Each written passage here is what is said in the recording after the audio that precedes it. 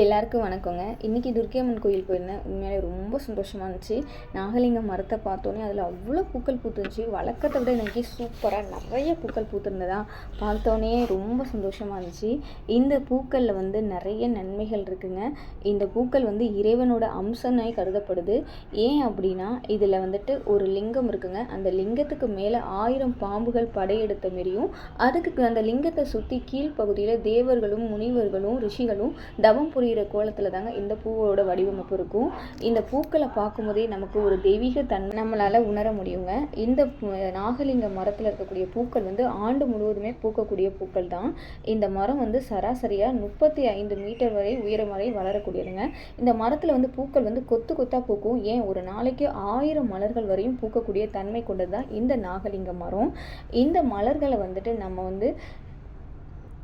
உள்ளங்கையில் வச்சு பார்க்கும்போது ஒரு அழகிய சிவலிங்க திருமணியை நம் கையில் வச்சிருக்க மாரியே ஒரு மென்மையான உணர்வை நம்மளால் அனுபவிக்க முடியுங்க. நாகலிங்க பூவை அரைச்சி நம்ம புண்ணில் பூசி வந்தோம்னா அந்த புண்ணு விரைவில் ஆறுங்க. அது மட்டும் இல்லை, இந்த நாகலிங்க இலைகளை நம்ம அரைச்சி அதை நம்ம தேம்பல் மற்றும் தோல் சம்பந்தமான நோய்கள் நம்ம அரைச்சி பூசும்போது அந்த நோய்கள் விரைவிலே குணமாகுங்க.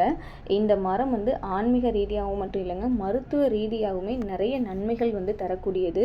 இந்த இலைகளை மென்று தின்னோம்னா நம்ம பல் சொத்தை சரியாகுங்க. இந்த மரத்தோட பட்டை மலேரியா நோய்க்கு மருந்தாகவும் பயன்படுதுங்க.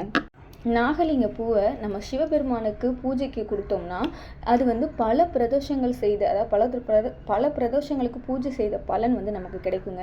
21 நாகலிங்க பூக்களை நம்ம பூஜை கொடுக்கும்போது 21 பேருக்கு அன்னதானம் செய்த முழு பலனுமே நமக்கு கிடைக்குங்க.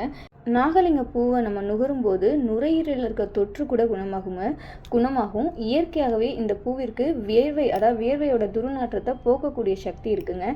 நாகலிங்க மரத்தில் காய்க்கக்கூடிய காய்கள் பழுக்கிறதுக்கு 12 மாதத்துலேருந்து 18 மாதம் வரையும் ஆகுங்க. கிட்டத்தட்ட 1.5 வருஷம் ஆகும். இந்த காய்கள் பழுத்து கீழே விழுவும்போது ஒரு விதமான சவுண்டு, அதாவது அது கீழே விழுவும்போது பெரிய ஒலியை ஏற்படுத்தி தாங்க அது கீழே விழுவும். நாகலிங்க மரங்களை நம்ம பெரும்பாலும் சிவ ஆலயங்கள்லையும் கோயில்கள்லையும் பார்க்கலாம். அங்கே இன்னமுமே நிறைய கோயில்களில் இந்த மரங்கள் இருக்குங்க.